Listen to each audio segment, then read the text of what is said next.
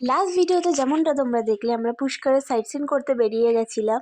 আমরা ফার্স্টে ঘুরে দেখলাম ব্রহ্মা মন্দির ওখানে, তারপর ওখান থেকে সোজা চলে গেছিলাম আমরা সাবিত্রী মার মন্দিরে, যার জন্য আমরা রোপে উঠেছিলাম আর খুবই ভালো লাগছিল রোপে উঠে। এখানে রোপটা একটুখানির জন্য থেমেছিল যাতে আমরা ভিউটা এনজয় করতে পারি। উপর থেকে ডেজার্টটা দেখতে ভীষণ ভালো লাগছিল।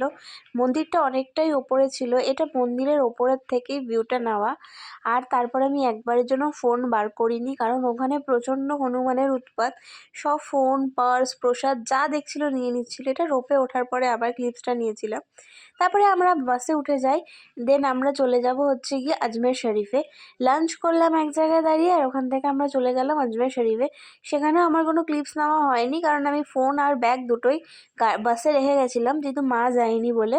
কারণ ওখানে প্রচণ্ড রাশ চলছিল কিছু একটা ফেস্টিভ্যালের জন্য, তাই আর কি নিয়ে যাইনি ফোন আর পার্সটা। এটা বিকেল হয়ে গেছিলো তখন আমরা বাসে ছিলাম, আর আজকে আমরা চলে যাচ্ছিলাম জয়পুরের দিকে। তো সবাই বাসে ঘুমাচ্ছিলই, কারণ আর কিছু করার ছিল না, টায়ার্ডও ছিল সবাই ঘুরে। এটা বাসের ভেতর দিকটা ভীষণ সুন্দর, বাসটা ছিল আমাদের। আর এটা হচ্ছে আমাদের আজকের ডেস্টিনেশন হোটেল আশিস।